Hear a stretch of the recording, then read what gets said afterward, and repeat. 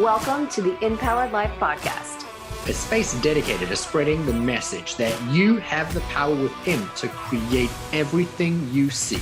So if you're ready to enroll in a new kind of higher learning, the kind that leads to true personal freedom, hang here with us. We're your hosts, Rudi and Anniston, and this is InPowered Life. Welcome to the InPowered Life podcast. My name is Rudi Riekstins, and I'm joined by my co-host, Anniston Riekstins. Today, we want to tell you a little bit of a story that is something commonplace in our household, more so in our car. I play a game with my son where every single time we're driving, and I'm sure you've heard the game, and if not heard, I'm sure you've played the game in your youth, but yet it's something that I seem to be doing every single day with my son, and that is to play the punch buggy and now Tesla game. And so as we are driving, regardless of where we're going, what we're doing, the distance of the drive, my son and I are always scouring for a punch buggy. And then there's a new punch buggy is going to give you 1 point. But if you find an old punch buggy, you're going to get 2 points. If you find a convertible punch buggy, you're going to get 3 points. Well, then there's a Tesla. If you find a Tesla, you get 1 point. But if you find a Cybertruck, well, that's 3 points. And so we're constantly having to rack up these points, 16, 17, 18 points between point A and point B to see who's going to be the ultimate champion. And the game has taken on a life of its own.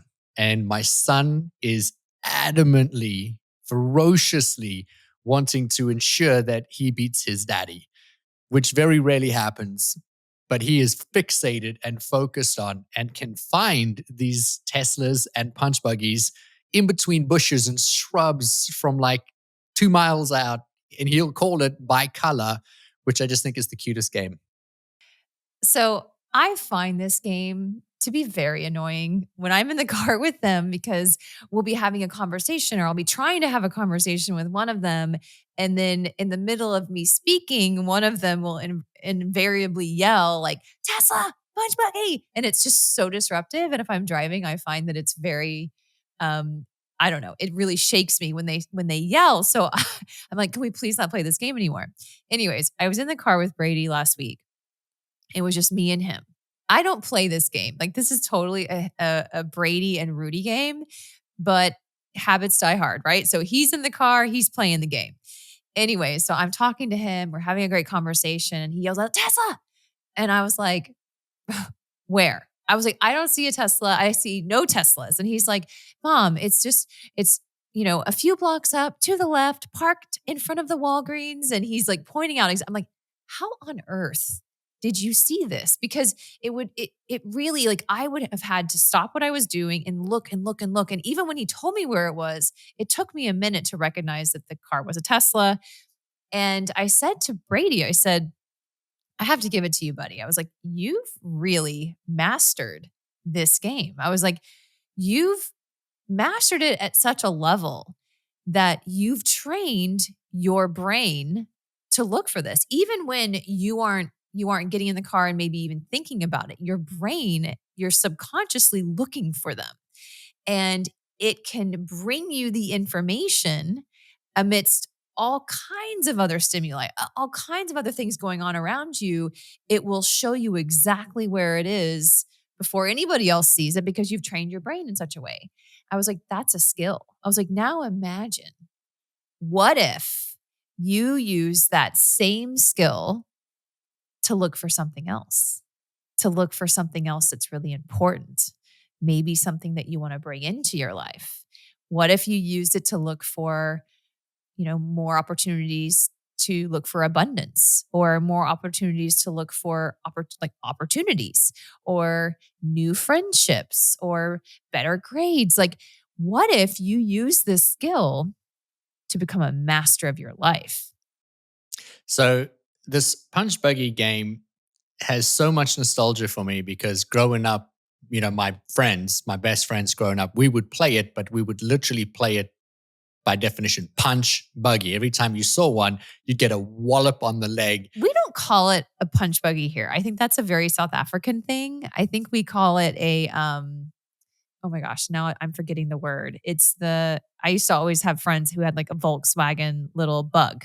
Beetle, yeah. The Beetle. Sorry. We would call it a Beetle here. So in South Africa, it is lovingly referred to as a punch buggy. When you see the buggy, you punch your friend because you saw the buggy first. And so to be able to play this game with my son without the added violence of punching each other, it is a bonding moment. But as Anniston just shared, it is an incredible tool to be able to learn and to teach.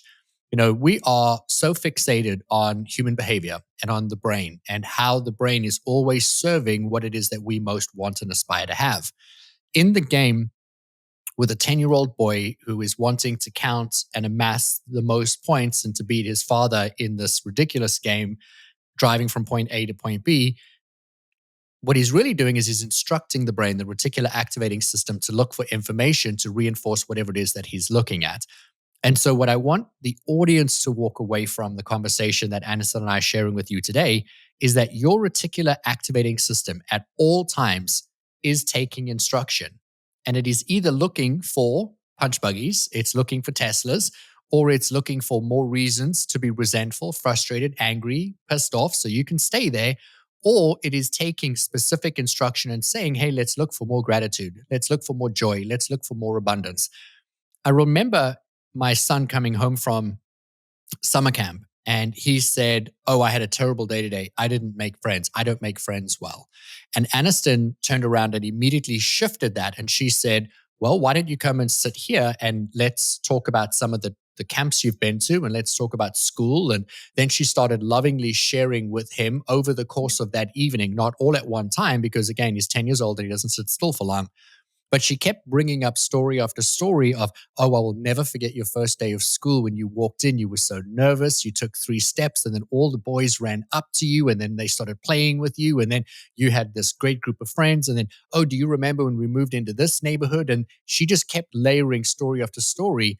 When he woke up the next morning, he was like, I make friends so easily because he had started stacking the evidence of that. So his reticular activating system then went to work in his brain to look for evidence to reinforce that new belief now was in fact true. So given an opportunity to walk back into the room that he had walked into the day before, but had he instructed his brain differently, his brain would have seen different forms of information.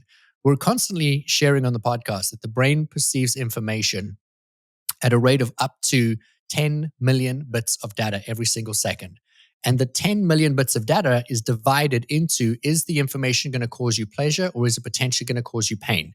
And then that information is further divided down to 50 bits of information, the reticular activating system, to reinforce what it is that you were wanting to look for.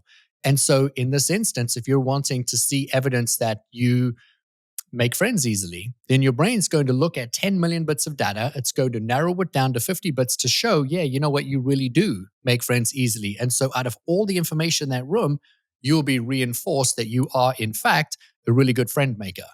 Or in the instance of what we're referring to, if you're wanting to create a change in your life, you're looking for more joy, more love, more abundance, then you need to start instructing your mind and your body very intentionally what it is that you're wanting to have, be, do, and or achieve. And your brain's going to go to work for you.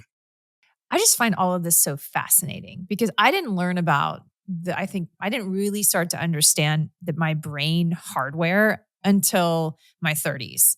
I wish I would have understood this when I was Brady's age at 10 years old or in my teens or even in my 20s, because I felt powerless a lot of the time. I felt really disempowered most of the time. I felt like I was just constantly responding to what life was throwing at me, and that I didn't have any power to create a real consistent change or a powerful shift in my life. When I started to understand how my brain works in conjunction with the spiritual beliefs that I've also taken on, that's when life has really started to get exciting. And I feel I've never felt more powerful than I do now. And a lot of it is because of what we're talking about today. When you understand that you can direct your brain to bring you back information about whatever it is that you're wanting to bring more into your life, then you start to do it and you start to practice it. But oftentimes I think because of it's our disbelief that we don't. Whenever I've done a training on limiting beliefs in the past, and this is probably one of my favorite topics to train on. Oftentimes I'll ask the participants or whoever I'm training to look around the room. I'll give them about 30 seconds, 45 seconds, and I'll say, okay, I want you to look around the room and I want you to look for all things that you can see in this room that are blue. So I want you to take 45 seconds and I want you to look around and I want you to catalog in your mind all of the things that you see that are blue. And then I instruct them to close their eyes. And then I'll say, now I would like for you to tell me all the things in this room that are green. And I always get invariably a lot of chuckles, right? Because people are like, well, shoot, I wasn't looking for green. I was looking for blue. And because they had directed their brain to look for blue, they didn't see all the green around them, even though there could have been a ton of green things everywhere. That's not what they were looking for. So my question to you is, the listener, if you're tuning in today, what are you looking for?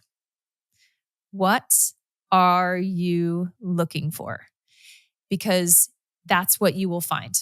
That's what will be brought back to you. That's what you're going to see a lot of in your life. So if you get up in the, let's say you start a day and it's one of those days where you stub your toe right out of bed and you feel you're feeling tired. Maybe you're not feeling great. It's raining outside. It's just all of a sudden you start seeing all of these things that you don't perceive as good. So all of a sudden you're like, this is just a no good, very bad day. And then you keep looking for more opportunity, looking for more evidence that this is just a really shitty day. And by the end of the day, it's really been bad, right? Unless you found a way to shift that and start to look for all the things that are going right. I teach a process called priming where you curate how it is you want to feel first thing in the morning. And even though the majority of my clients can understand the process of priming and waking up in the morning and selecting and curating an emotional state of how they want to think, how they want to feel, who they want to be, and then going through their calendar for the day of each meeting and assigning an emotional value to each one, what would it feel like to win that meeting, to come out of that successful, to have the most collaborative experience, and then pour that energy in all the way through to the end of their day. Inevitably, when their day falls apart somewhere in the middle of the day, they forget that they can go back into their mind and recreate that. It's never too late. The first 20 minutes of the day, I have repeatedly said, your brain is the most susceptible to change and influence, but it does not mean that you cannot create a change at any other point in your day. I've also been very vocal that when I started curating the priming process, I did it all by mistake. I was creating all of these tools, these techniques I was learning because I was trying to save the quality of my life at that time. I wasn't trying to invent a new technique of how to curate your morning. I was simply going into a meditative state so I could feel better because I didn't want to feel the way that I was feeling. And then I started to realize that if I felt better, I started to do better. When I started to do better, I started to experience different things. And then my day would fall apart. At some point in time, I would have a meeting that didn't go well. I would get resentful or angry or frustrated. I would be reminded of who I was instead of who I wanted to be. And then I would go and haul myself off to my car, sit there, and I would start the process all over again. And so my challenge to everybody that's listening is, as you are going throughout your day, have you started your day off very intentionally, very specifically saying, I want to experience something today? I will never forget being in South Africa, having my car stolen from me and being given an opportunity to now go and buy a new car. And, you get the insurance check and now I've got X amount of dollars and I can go and buy something new now. And having that 2-week period from when my car was stolen to when I replaced my car to be looking for what it is that I wanted. And then I settled on a car that was very unique and that there weren't a lot of those cars on the road. But the moment I decided on that car and on that particular color car, and don't even ask me why, but I had selected a maroon colored car, which you would never normally see in surplus. I all of a sudden started seeing these cars by the 10s, 20s, 100s. There's everywhere. Everywhere I drove, I saw this maroon car. And it became the only car on the road to me. What I didn't know at the time was that my brain was just zeroing in and focusing in. Those cars had always been present, they'd always been there, but they were never of importance to me. They were the 10 million bits of data that was simply just flowing to and through. But when I made that important, all of a sudden my brain brought that information to me and I started seeing more of them, more of them, more of them until eventually that was the car that I ended up getting. And it's always instructing you, it's always preparing you. But few people are aware that they have power and or control over what it is that their brain is now going to be consuming. Tony Robbins always talks about where your focus goes, your energy is going to flow. And the same thing is going to apply. When you are focusing in on, I want to reinforce a certain belief, I am resentful, frustrated, my partner's not respecting me or loving me. Well, now you're focusing in on all the things your partner's going to do where they're disrespectful or not loving you. Or you could focus in on how amazing is your relationship? How amazing is this commitment that you have and start looking for evidence from that.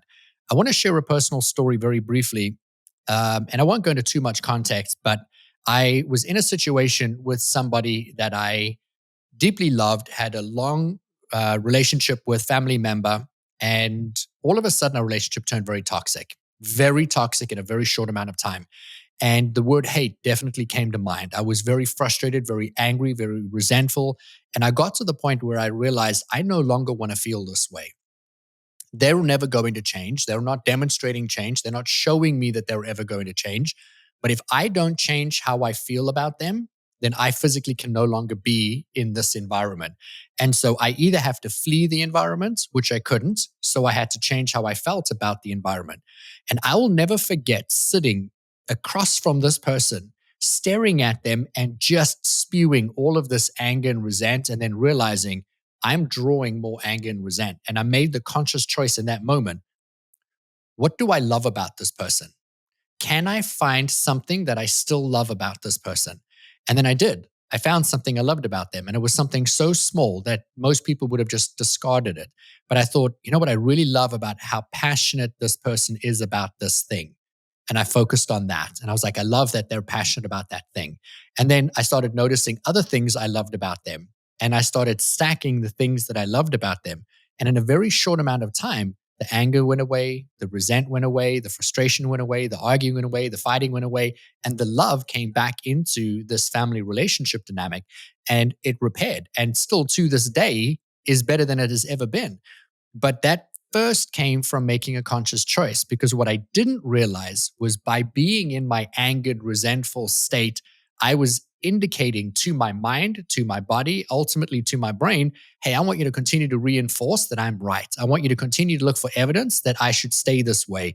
And everything they did reinforced, yes, Rudi, you are 100% right. And you should stay mad, stay angry, stay pissed off. And it didn't change until I changed. Your reticular activating system truly is creating your life for you. It's designing your life. It's your life by design.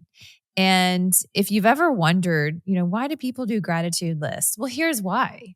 Because what better practice to train your brain to look for the things that are going right in your life than to start every morning by writing out the things you're grateful for.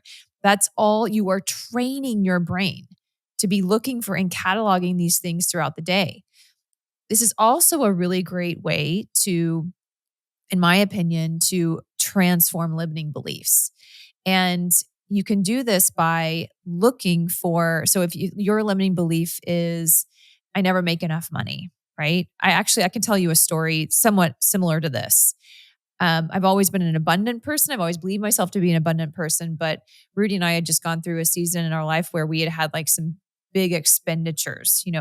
When it happens all in one time, it can be a little scary, right? When you have a big tax bill and then you've got another big bill coming and then another, and all of a sudden you see your account balance at one number and then a few weeks later it's at a very different one. And that it can be a little unsettling.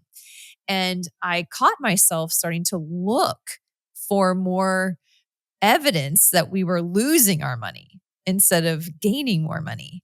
And so I decided, I was like, for the next 30 days, I am committing to every day looking for evidence that money comes to us quickly and easily. And at first it was a little slow and it was a bit of a stretch, but I would carry around this journal and I would write down every time I saw money coming in. And at first it was a little slow. It might be I found money on the parking lot on the way to, a quarter, okay, money comes to me quickly and easily. Or, I got my paycheck, money comes to me quickly and easily. Or at the grocery store when I was checking out, I saw that I saved $35 because of my membership card. Okay, money comes to me quickly and easily. Then it got a lot, it started to really pick up. I started seeing more and more, like we would get checks in the mail. I remember there was like 1 week we got a check in the mail every single day. And these were things we weren't expecting. These were things from refunds from things, or sorry, we miscalculated and here, we were charged incorrectly, or a check from an unexpected check from someone we weren't anticipating getting reimbursed from. And it almost became a little bit comical because I felt like the universe was just laughing and just saying, of course you're abundant. Of course you live in a beautiful, unlimited, abundant universe. But I have to believe that it's in our seeking. What we seek, we will find. And so what are you seeking? And what do you want to find? What do you want to see in your life show up? Because you get to be the driver of that. You get to be the engineer. And so be specific and make sure that you're not letting your mind just run off willy-nilly, based off of maybe some subconscious fears or things that have happened in the past. And instead, take charge and say, you know what?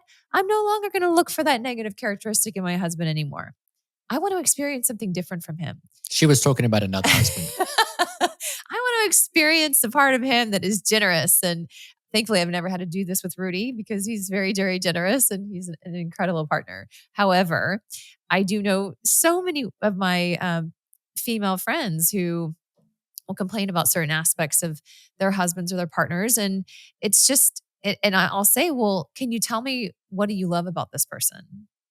Because I'm sure there was something. There was at some point you loved this person enough to marry them or enough to be with them or move in with them. So what quality do you love? So let's focus on that. And then commit to looking for every single day evidence of more of that. And then you're going to start to see and experience a totally different side of your partner, and one that you fall in love with again. I was like, because I don't believe we actually fall in or out of love. I believe that our relationships are oftentimes just a mirror for us and what we're focusing on. And so that's something to think about. That's a deep thought, but it's true. And I think that if you can just start to be really intentional with what you're looking for, you will up-level every area of your life. So there's homework for you. And we really intentionally wanted to keep this episode short and punchy because we wanted it to get to the point and we wanted you to be able to get into action. And here's the action. Your brain is going to be looking for instruction all day, every single day. And you get to decide, are you going to feed the instruction or are you going to allow an external force to feed that instruction? What is it that you're wanting to have, be, do, and achieve? And if you were to take out a pen and a paper right now and write out what is the goal of what it is that you want? Do you want to be the number one podcaster in the world? Do you want to have the largest platform? Do you want to write the best-selling book? Do you want to stand on stages in front of millions of people? Do you want to create a charity and give back millions? Do you want to be happily, in love for the next 50 years? What are the goals that you have? And then are you looking for evidence to reinforce that that is in fact true? And there's two ways that you can do it. One is you can start to look for the evidence that those things already exist around you, or you can look for the evidence in other people's lives that they exist so that you believe that they're possible and you can start leaning into believing that they're possible for you. But at some point in time, you need to take control of the reins. You need to become the driver of your experience and you need to very intentionally tell your reticular activating system, this is what I want you to do. I want you to focus in on this. I want you to bring me evidence of this because this is the life that I'm destined to live. Every single day I wake up and I chemically instruct my mind and my body to be in a constant state of awe and gratitude for the life that I'm living. So that when my wife walks downstairs or I see her for the first time, of course, I'm going to be filled with that feeling of exhilaration, of awe, of, oh my God, how did I end up with her? because I've already started to look for the evidence of all of that in my life, so that when I'm sitting with my kids and I'm playing a game with my son or my daughter, or we swimming or whatever's happening in my life in that moment, I'm constantly filled with that state of awe, because my brain is reinforcing that what I first created in the morning, and I've reminded throughout the rest of the day that I am living in a constant state of awe and joy and peace and love and in a state of gratitude, that I start to be reinforced with all the evidence of those things. It doesn't mean that negative things don't come. They just don't impact me the same way. And so I'm easily able to move through them and past them. So take out a pen, take out a paper. Who do you want to be? What do you want to have? What do you want to do? What do you want to achieve? How are you going to feel when you get there? And then can you start looking for evidence of those things in your life right now? And I would also urge you to have some fun with this too. So whether it's a Tesla, or whether you decide you're going to look for green cars on the road every single day, or you're going to look for purple butterflies, pick something that you are going to look for, because this is where you're going to really start to be able to flex and start to build your belief that this is possible, that this actually works. So but pick something that you don't have an emotional attachment to, and make it a game. Because when you do, you're going to start being like, man, I always see this particular model of Jeep on the road, or I always, I always seem to see everyone's wearing Nike shoes. I mean, whatever it is, you will surprise yourself with how amazingly powerful your brain is to bring you back this information, and that becomes a big part of your focus. So we want to thank you for listening to the InPowered Life podcast. We also know that you could be spending your time, your effort, and your energy anywhere else in the world. And the fact that you have focused and dedicated a little bit of your time to listening to us, to your better improvement, we want to acknowledge that. We want to acknowledge you. We also want to tell you that we love you so madly, fiercely, deeply. And we hold the vision of you achieving your highest and your greatest potential, because that's what you came here to do. It's who you've come here to be. And all you need to do is step into the power of what it is that is the magnificence that is you. So go out and be great, be bold, be beautiful. And we'll catch you in the next episode of the Empowered Life podcast. Love you guys. Bye. If you enjoyed this episode, please subscribe so you don't miss out on future content. And we would love your support in leaving us a review wherever you listen to your podcasts. Make sure to check the show notes for more information on how you can find us online and on Instagram. Now go create an amazing day for yourself, and we'll see you again soon.